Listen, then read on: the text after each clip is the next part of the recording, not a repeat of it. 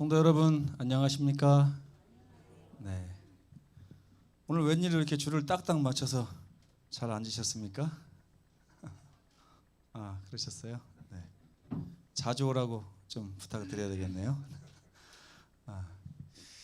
자, 오늘 혹시 늦으셔서 정직한 헌금 작정에 대한 말씀을 못 들으신 분들은 예배가 마치면 유튜브로 또 올라가 있습니다. 그러니까 이 용지를 다 가져가셔서 개인적으로 다 서약하시고 자기 노트에 꽂으셔서 하나님과의 관계에 충실해 주시면 좋겠습니다.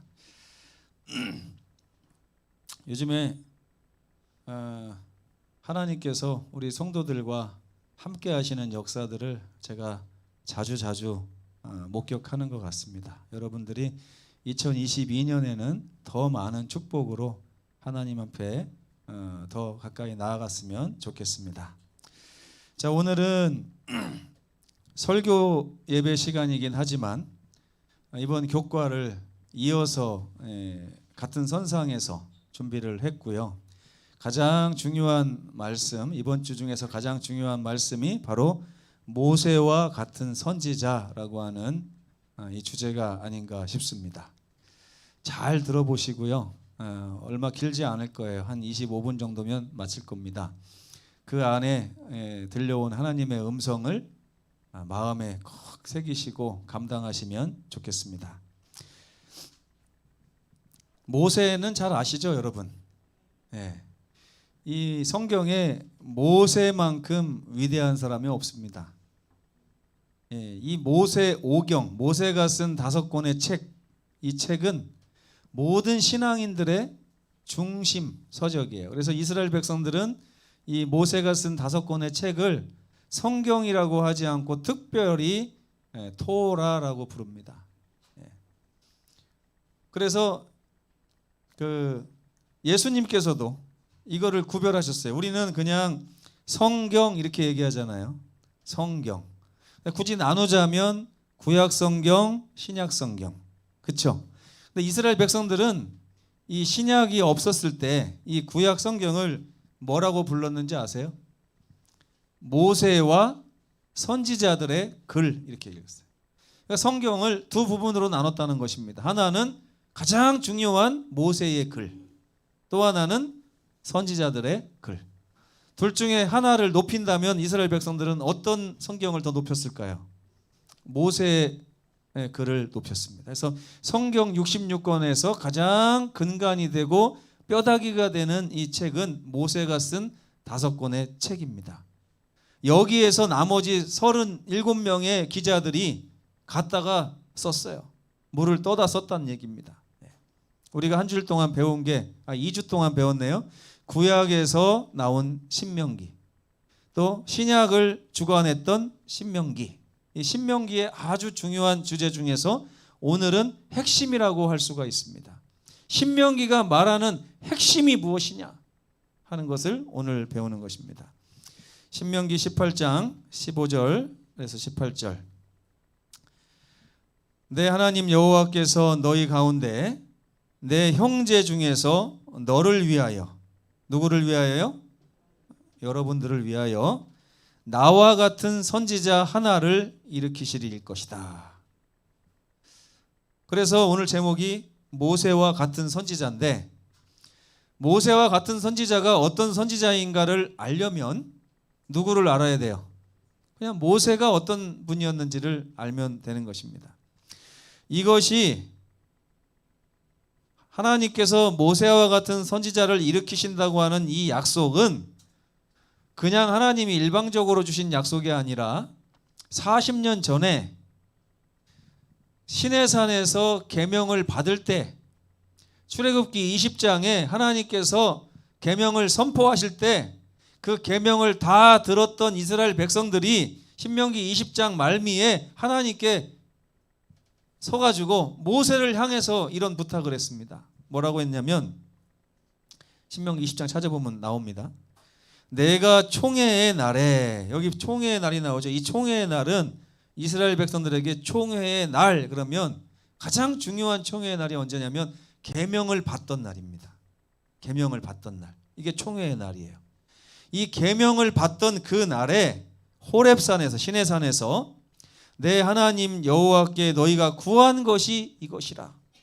곧 내가 말하기를 내가 다시는 내 하나님 여호와의 음성을 듣지 않게 하여 주시옵소서. 이게 무슨 말이에요? 다시는 하나님 음성을 듣고 싶지 않습니다, 이런 얘기예요. 여러분 이런 말 해본 적 있나요? 내가 다시는 하나님 음성을 듣고 싶지 않습니다. 왜 그랬을까요? 하나님이 그냥 하나님인 줄 알았는데 막상 하나님을 딱 접하니까 어마어마한 하나님인 거예요.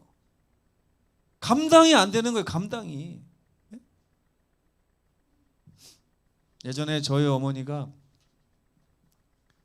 교회에 주로 주방장이었습니다. 주방장이신데 보통 때는 긴장을 안 해요. 긴장 안 하는데 합회장님이 가끔 오셔요. 합회장님이 오셨다고 그러면 주방에서 얼마나 긴장을 하시는지 정신이 하나도 없다는 거예요. 이걸 내놔야 될까, 저걸 얼마나 잘 대접을 해야 될까, 막 이렇게. 그렇죠? 제가 가끔요 그 시절의 목사님들이 부러울 때가 있습니다.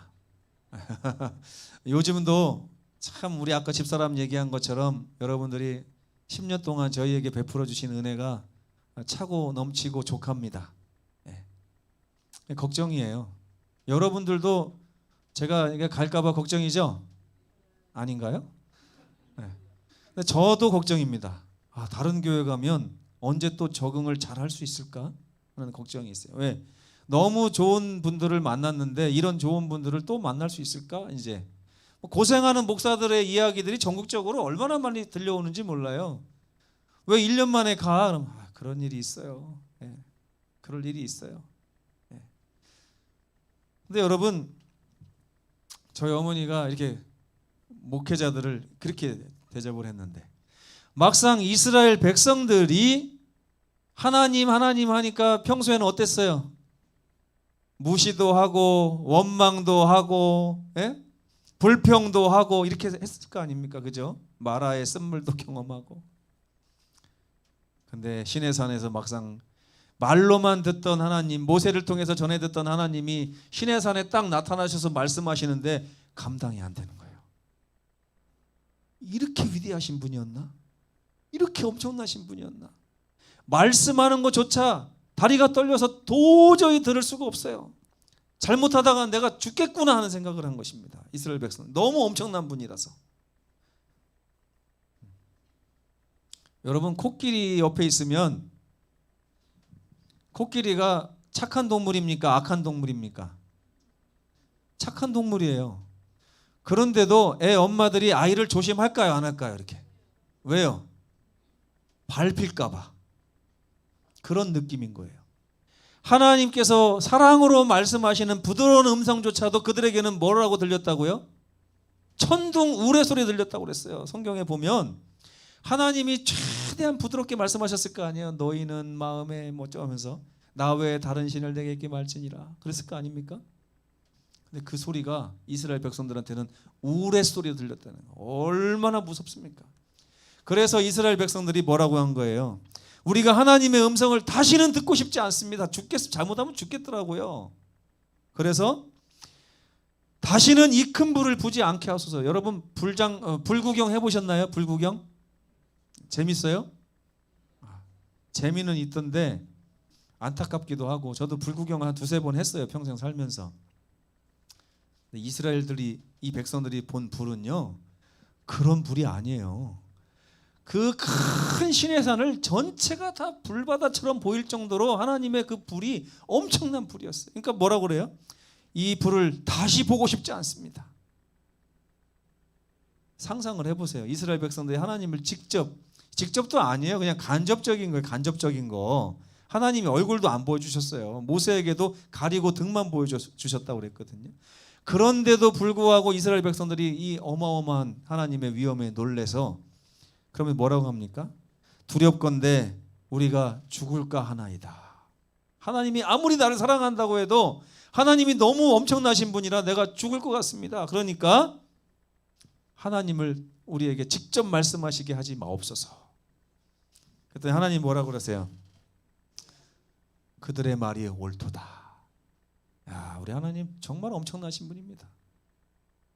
그들의 말이 옳도다. 내가 그들의 형제 중에서 모세 너와 같은 선지자 하나를 그들을 위하여 일으키고 내 말을 그 입에 두어서 내가 그에게 명령하는 것을 그가 너희에게 가르치게 이렇게 할 것이니 너희는 안심하고 걱정하지 말라. 그 역할을 그 당시에 누가 했어요? 모세가 한 것입니다. 모세가 백성들에게 모세를 통해서 우리에게 말씀해 달라고 부탁한 것이 바로 그 백성들이었어요. 제가 이걸 이해하는데 얼마나 오랜 시간이 지났을까 생각해 보니까 참 많은 시간이 지난 것 같아요. 이런 걸 몰라서 성경 읽으면서 요즘에 제가 성경 읽으면서 자꾸만 멈춰요. 아, 이게 예전에 읽었던 그 말씀이 아니네 하면 자꾸 멈추게 됩니다. 멈추고 또 멈춰서 생각해 보면 정말 하나님에 대해서 감사하고 또 놀라고 경외하고 경배하고 이렇게 되는 것입니다. 이제서 1번입니다, 여러분. 신명기의 세 가지 주제를 우리가 배웠어요. 신약 기자들이 꺼내다가 쓴 신명기의 주제 세 가지. 하나는 말씀대로 살라는 거예요. 기록되었으되 말씀으로 돌아가라. 인간이 생명과 존재의 근원을 만나는 유일한 방법은 하나님의 말씀으로 돌아가는 것이다. 두 번째, 어제 배웠죠? 율법과 은혜. 제가 어제 재판하는 이야기를 했습니다. 그렇죠? 하나님의 공의는 공의로운 재판장이시면서 재판할 때는 누군지 보지를 않아요. 죄인들을. 왜? 판결이 굽어지게 하지 않기 위해서 아주 법대로 심판을 하십니다. 그 법대로 심판을 하고 나니까 여러분들에게 어떤 판결이 내려졌어요? 사형. 그리고 나서 고개를 들어서 보니까 여러분들이 고아고 과부고 나그네인 거예요. 하나님의 마음에 긍휼이 일어나고 동정심이 일어나서 판결을 바꿀 수는 있다고요? 없다고요? 없어요. 근데 그 죽을 수밖에 없는 고아와 과부와 나그네를 위해서 하나님이 어떤 결정을 내리시는 거예요? 내가 대신 너희가 당할 죽음을 당하겠으니 너희는 안심하라. 이게 하나님의 율법과 은혜입니다. 그래서 공의와 자비가 연결되는 위대한 십자가의 구원을 우리가 깨달을 필요가 있는데 여기에 대해서도 신약의 기자들이 신명기를 갖다가 썼습니다. 마지막으로 나와 같은 선지자라고 하는 주제가 있어요. 조항을 율법을 지킬 때 율법의 조항을 준수하는 준수법이 있습니다. 그렇죠? 도둑질 하지 말지니라 그러면은 도둑질을 안 하면 돼요. 이게 율법의 조항을 지키는 방법입니다. 근데 그 방법이 쉽다고요? 어렵다고요? 안 되는 거예요. 쉬운 것 같지만 안 돼요. 왜 안 되는지 아세요? 자기 상황이라는 게 있어요. 자기 상황. 자기 마음이라는 게 있어요. 그래서 내가 급해 죽겠는데 신호등이 빨간불로 빨리 안 바뀌면 어떻게 해요? 알면서도 그냥 가는 거예요. 맨날 어기지는 않아요. 오늘 바빠서 어겼습니다. 이렇게 되는 거예요. 근데 바뀌어서 어긴 법도 하나님 앞에 가면 하나님이 얼굴 들어본다고요? 안 본다고요? 법대로 벌금 얼마? 이렇게 되는 거예요. 근데 율법을 준수하는 또 다른 방법을 하나님이 말씀하시는 것입니다. 근데 이 두 가지 방법, 조항을 지키는 방법과 두 번째 방법 중에서 어떤 방법이 우리 죄인들에게 필요한 방법이라고요? 이 두 번째 방법. 요걸 오늘 배우는 것입니다. 이게 신명기에서 아주 중요한 교훈이에요. 자, 구원과 순종의 문제 조금 전에 제가 말씀드렸죠. 율법과 은혜. 하나님 앞에서 아무도 율법으로 말미암아 의롭게 되지 못할 것이 어떻다고요? 분명하다. 하나님이 얼굴을 가리시고 심판을 하시기 때문에 율법을 가지고 우리를 심판하면 아무도 의롭게 되지 못하는 거예요. 그냥 사형이에요. 전부 다. 그죠? 이는 의인이라고 하는 것은 이 율법의 앞에서 의인을 만들 수 없기 때문에 하나님은 의인에게 또 다른 길을 내셨는데 믿음이라고 하는 길을 내셔서 율법의 요구를 이루게 하는 것이다. 그러니까 우리가 율법의 요구는 뭡니까? 율법을 순종하라는 것이 율법의 요구예요. 근데 우리가 율법의 조항을 지키려고 노력해서는 결코 율법을 온전히 순종할 수 없습니다.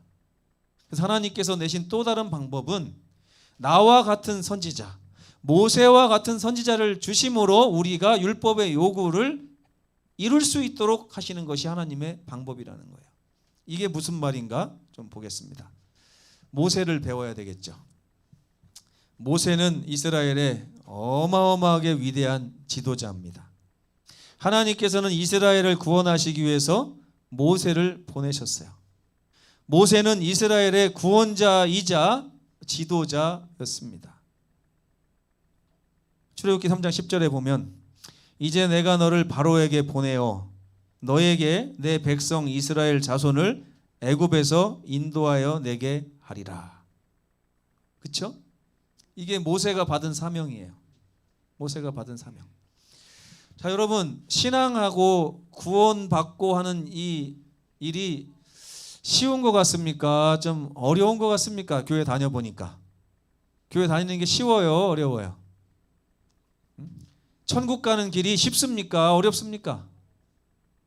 어렵죠?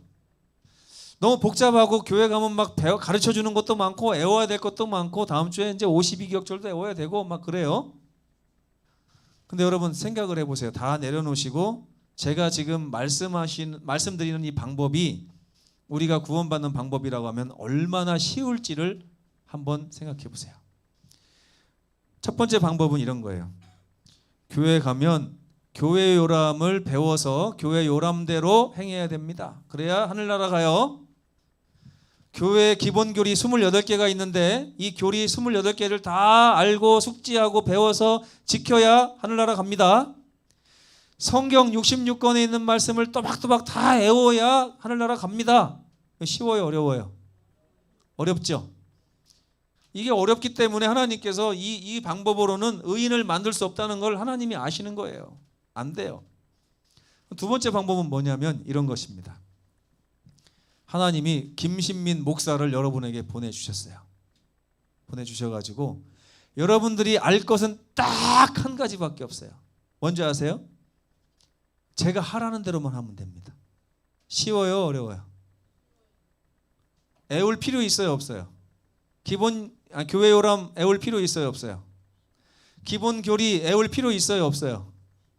성경 애울 필요 있어요? 없어요? 뭐만 하면 돼요? 갑자기 하늘에서 성령이 비둘기같이 내리면서 음성이 들려옵니다. 저를 보면서 하나님께서 이는 내 사랑하는 아들이요 내 기뻐하는 자니 너희는 그의 말을 들으라. 그러면 구원을 얻으리라. 그러면 다음 주에 우리 교인 몇 명 올까요 여기? 네? 그 일이 딱 중계방송으로 인터넷으로 다 나갔어요. 정말 놀라운 장면이 여기서 펼쳐졌어요. 소문이 여러분 비밀입니다. 집에 가셔서 아무도 오늘 본 걸 얘기하지 마십시오. 그럼 다음 주에 딱 여러분만 올까요? 아니면 이미 소문이 다 퍼졌을까요? 누가 이렇게 소문 냈을까요? 누가? 한번 쳐다보세요. 누가 냈을 것 같습니까? 소문을. 이규길 장로님 그냥 못 있었을 것 같아요. 저분이 좀 입이 이렇게 가볍습니다. 영적으로 가벼워요. 영적으로. 뭐 하나님이 뭐 기별만 주시면은 그거를 쉿 하고 있어야 되는데 가서 막 얘기하시는 분입니다. 반대로 우리 교인들 중에 보면 입이 과묵하신 분들도 있더라고요. 영적으로. 소문이 나겠죠, 그죠? 소문이 나가지고 서귀포교회 가서 김신민 목사 말만 듣고 행하다 보면 반드시 구원을 얻겠다고 하니까 서귀포교회로 갑시다 할까요, 안 할까요? 하는 거예요. 이거는 쉬워요, 어려워요? 어려울 것 같아요, 쉬울 것 같아요? 쉬울 것 같죠? 쉽지 않아요. 왜 쉽지 않냐? 제가 하는 말을 여러분 다 들으려면 어떨 것 같아요? 김학심 집사님은 일단 일어나셔서 물 좀 떠오십시오. 여기서 시작하는 거예요. 그리고 송명수 집사님 지갑에 얼마 있어요? 한 2만 원만 여기다 좀 갖다 주시고. 그리고 박정수 장로님은 이제부터 매일 하루에 5시에 오셔가지고 여기 앞에 마당을 쫙 쓸어주시기 바랍니다. 그리고 또 강두철 집사님 화분에 물 주는 거 하루 6번씩 꼭 하시고. 만 이렇게 계속 말이 나올 거 아닙니까? 제 말이, 그죠? 그러면 이게 쉬워요, 어려워요? 예? 나중에 여러분 무슨 말 나올까요?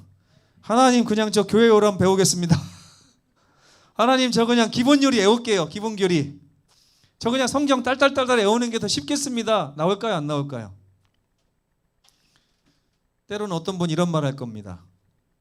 목사님이 시키는 게 좀 너무 이기적인 걸 시키는 것 같아. 예? 갑자기 나보고 김장을 해오라는 거 있지? 그럼 집사들끼리 막 얘기합니다. 야, 그거 뭐 아무것도 아니야. 나한테는 있잖아 5천만 원 구해오래. 그게 뭐 대단하다고. 나는야, 아이고 빚도 갚아줬다 야. 별 얘기가 다 나올 거예요. 이거 김신민 목사 말만 들으면 구원해 주신다고 하나님께서 말씀하셨는데 막상 와서 해보려니까 이게 쉬워요? 안 어려워요? 고정재 집사님이 탁탁 털면서 나가면서 니네 잘해봐라 난 갈란다 그러면서 갈 겁니다. 그죠? 저 김신민이 못 쓰겠어. 못 쓰겠어. 네. 그랬더니 옆에서 맞아요. 아이고 뭐 교회 다니는 거 쉬운 거 아니네. 우리 갑시다. 그래가지고 한 명도 안 남아 있을 수도 있어요. 그렇죠? 그렇기 때문에 하나님께서 저를 선택하지 않은 것입니다. 저를. 누구를 선택한 거예요? 첫 번째로 모세를 선택했어요. 모세가 어떤 분이었습니까? 하나님께 이렇게 말했어요. 하나님, 제 이름을 지워주십시오. 나에게 맡겨주신 이 백성들을 구원하시지 않고 용서하시지 않으려면 제 이름을 지워주십시오. 모세는 좀 따를만 합니까? 이 정도 되면? 따를만 해요. 야, 저 정도까지 나를 위해서 일하시는데 내가 못 따라서 할 게 무엇인가? 이런 생각이 들 것 같습니까? 그래서요, 예수님이 누군지를 아는 것은 그렇게 중요한 것입니다. 요한복음 17장 3절에 영생도 우리 하나님이 어떤 분이고 예수님이 어떤 분인지를 알아야 영생이 시작된다고 했어요.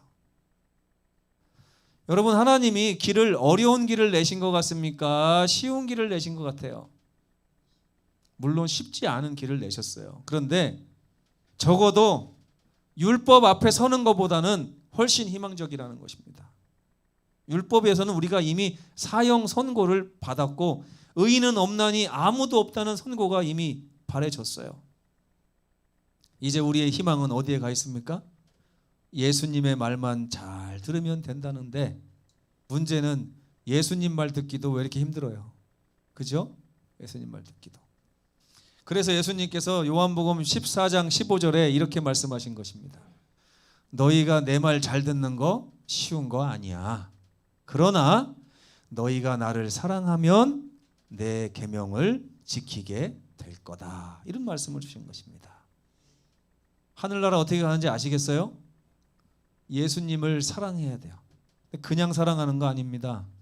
예수님 앞에 자꾸만 감동을 받아야 돼요. 감동을 받다 보면 내 마음을 뺏기게 돼 있습니다. 마음을 주는 거라고 배웠어요. 여러분, 마음은 뺏기는 거라고 배웠어요. 네? 남자와 여자가 만났을 때 마음은 주는 거라고 배우셨습니까? 마음은 뺏기는 거라고 배웠습니까? 마음은 뺏기는 거예요. 내가 준다고 해서 주는 거 아니에요. 제가 김복순 집사님을 별로 안 좋아하는데 이제부터 좀 좋아해 줘야겠다 하고 제 마음을 드려야지 해도 몇 번 하다가 집사님이 저를 실망시키면 표정에서 나타나게 돼 있어요. 그게. 그래요, 안 그래요? 표정에 나타나게 돼 있어요. 저희 집사람이 저보고 가끔 하수라고 합니다. 하수. 설교할 때 기분이 좋은지 나쁜지가 좀 나타난대, 제 얼굴에. 네. 그러니까 하수예요. 못 숨겨요, 그거를. 오늘은 제가 기분이 좋은 것 같습니까? 안 좋은 것 같습니까? 왜 좋은 것 같습니까? 네? 모르겠어요? 네. 줄 맞춰서 앉으셔서 기분이 좋고요. 그리고 지금까지 아무도 조는 분이 없어서 또 기분이 좋고, 이 하나님의 성전의 분위기가 말씀으로 딱 집중되어 있는 이 분위기가 저를 많이 행복하게 합니다. 네. 감사합니다. 그래서 모세를 따르는 이 길은 너무나 행복한 길이 되는 거예요. 하나님 앞에서 어떻게 우리가 하나님을 사랑할 수 있느냐? 내 마음을 뺏겨야 돼요. 내 마음을 뺏기는 방법이 뭐냐? 자꾸 감동을 받아야 돼요. 어디서 감동을 받을까요? 감동받는 방법. 성경을 읽어보세요. 가만히 앉아서 하나님 성령을 보내주셔서 제가 성경을 읽을 때 감동받게 해주십시오.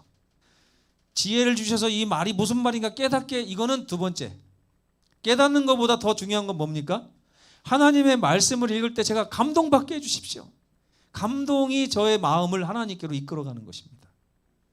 그 다음에 설교 들을 때 그냥 난 오늘 그냥 가서 좀 쉬다 와야겠다. 교회 가서 거기는 좀 자도 뭐라고 안 하니까 푹 쉬고 와야겠다. 이렇게 하지 마세요. 여기 와 하나님 감동받게 해주십시오. 마음 준비하고 오셔야 돼요. 그리고 또 우리 주변에서 서로 안식일날 형제들 만나면 헐뜯을 생각하지 마시고 남의 단점 얘기하지 마시고 서로 무슨 얘기하면 좋아요? 내가 감동받은 얘기를 하는 게 좋아요. 내가 감동 얘기 받은 얘기를 하면 나도 살고 그도 사는 것입니다. 저번에 배웠죠? 3주 전에 배웠죠? 내가 살려면 내가 감동받은 이야기를 나눠야 돼요. 그러면 내 이야기를 듣고 그 성도도 감동을 받고 하나님께로 가까워지는 것입니다. 이스라엘의 지도자 모세, 하나님께서 이스라엘 백성들에게 글을 보내주셨어요. 그래서 제가 이거 다 얘기했네요 벌써. 신명기의 기별을 보면 너희는 내 규례와 법도를 지키라.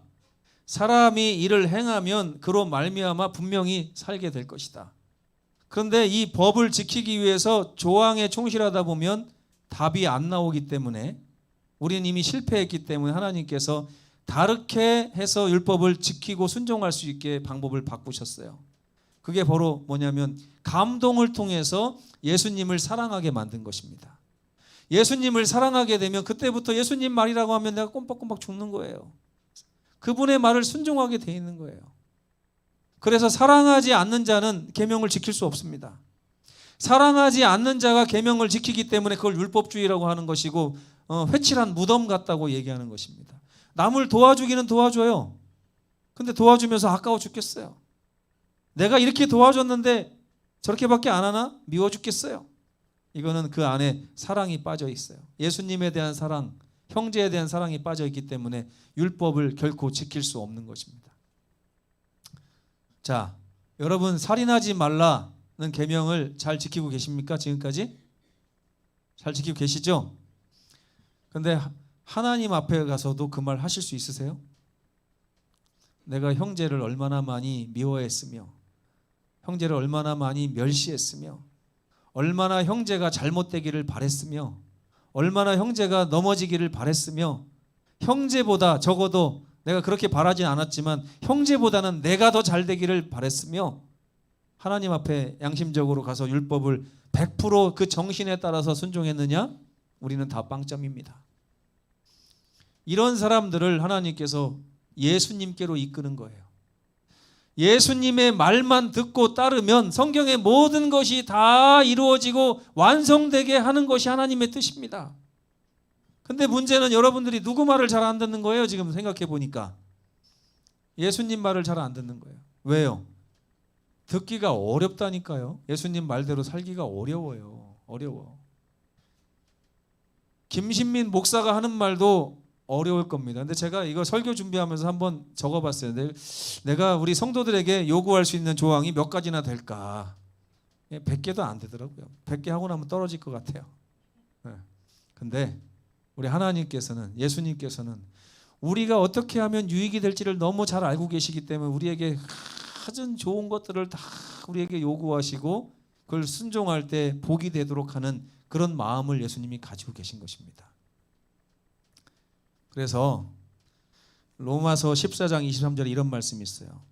예수님에 대한 사랑을 통해서 나오는 믿음을 따라서 하지 않는 모든 순종은 죄가 될 수밖에 없다. 여전히 죄 가운데 머물러 있는 것이다. 십자가를 통해 죄인은 예수님을 만나게 됩니다. 십자가를 통해서 예수님께 감동을 받고 예수께서 얼마나 나를 사랑하시는지를 깨달으면 내 마음을 예수께 뺏기게 돼요. 뺏기게 됩니다. 내가 예수님께 마음을 드리는 게 아니에요. 내 마음을 예수님께 뺏기게 된다니까요. 가만히 보니까 저희 집사람이 10년 동안 우리 여러분들에게 마음을 뺏겼더라고요. 보니까 뺏겼어요. 너희가 이거 한번 같이 읽어볼까요? 시작. 너희가 나를 사랑하면 내 계명을 지키리라. 모세가 이스라엘 백성들을 애굽에서부터 가나안까지 인도하는 모든 여정 가운데 이스라엘 백성들은 모세가 가자고 하면 가고 서라고 하면 서고 모세가 명령하는 걸 따르면서 살았습니다. 그렇지 않았을 때 누가 개입하셨냐면 하나님께서 개입하셔서 너희가 어찌하여 내 말을 듣지 않느냐라고 말씀하셨어요. 모세의 말을 듣지 않느냐 하지 않고 왜 내 말을 순종하지 않느냐라고 말씀하신 거예요. 모세의 입에서 나오는 모든 말씀이 하나님의 말씀이었기 때문에 그렇습니다. 예수님은 우리에게 그런 분이에요. 예수께서 하시는 말씀을 우리가 듣고 순종하면 우리는 하늘까지 안전하게 갈 뿐만 아니라 지금 이 순간 예수님의 품 안에서 보호함을 받고 행복한 영생을 시작할 수 있게 되는 것입니다. 예수님을 따라가시는 우리 성도들 되시면 좋겠어요. 로마서 8장 3절로 4절을 읽고 마치겠습니다. 이거 굉장히 중요한 성경절인데 여러분들 그동안 미처 모르셨을 거예요. 제가 로마서 8장 읽다가 여기서 또 딱 멈췄다니까요. 그동안 읽었던 말씀이 아니네? 이렇게 멈췄어요. 율법이 육신으로 말미암아 연약하여 할 수 없는 그것이 뭘까요? 네? 순종이에요. 순종. 죄인들로 하여금 순종하게 만들려고 해도 죄인이 연약해서 순종이 안 되는 것입니다. 율법이 육신으로 말미암아 연약하여 할 수 없는 그것을 누가 하신다고요? 하나님은 하시나니 곧 죄로 말미암아 자기 아들을 죄 있는 육신의 모양으로 보내서 육신의 죄를 정하셨고요. 육신을 따르지 않고 그 영을 따라 행하는 우리에게, 이게 무슨 말입니까? 육신을 따른다는 얘기는 뭐예요? 내 생긴 대로 산다는 뜻입니다. 내가 육신이잖아요. 그죠? 내가 하고 싶은 대로, 내가 원하는 대로, 내가 바라는 대로 따라서 사는 삶은 육신의 명을 따라서 사는 삶입니다. 근데 그 영을 따라 사는 삶은 뭐예요? 성령께서 우리에게 주어진 이유가 뭡니까? 예수님께 순종하고자 하기 위해서 우리에게 하나님이 성령을 선물로 주신 거예요. 그렇기 때문에 영을 따라서 행한다는 얘기는 성령의 음성을 통해서 예수님의 말을 따라서 산다는 얘기입니다. 그래서 내 생각대로 사는 게 아니라 예수님의 명령을 듣고 사는 삶은 율법의 요구가 이루어지는 삶이 될 수 있다. 이렇게 말씀하신 것입니다. 예수님을 따라서 하늘까지 지금부터 영원히 전진하시는 우리 모든 성도들 되시길 바라면서 말씀을 마치겠습니다. 기도하고 마치겠습니다. 고마우신 우리 아버지 하나님, 모세와 같은 선지자이신 예수님을 우리에게 보내주셔서 감사합니다. 우리가 육신이 연약하여 할 수 없는 그것을 하나님께서 예수님을 통해서 이루시기 위해 십자가를 세우셨습니다. 십자가에서 우리는 예수님에게 많은 감동을 받고 어쩜 이렇게 나를 사랑하실까? 어쩜 이렇게 큰 희생을 나를 위해 치르셨을까 하는 생각을 하게 됩니다. 아버지, 우리가 한 주일을 살아갈 때 말씀 가운데서 또 설교 가운데서 또 형제들과의 대화 가운데서 예수님께서 우리를 위해 베푸신 많은 일들로 인한 감화 감동을 풍성히 받을 수 있도록 은혜 내려 주시옵소서. 그리하여 우리 마음이 주님께 뺏긴 바 되어 우리가 주님을 사랑함으로 주의 계명을 자원하는 마음으로 순종하는 그런 위대한 역사가 우리 삶에 나타날 수 있는 거듭남의 역사 이루어질 수 있도록 도와주시옵기를 예수님의 이름으로 간절히 기도합니다. 아멘.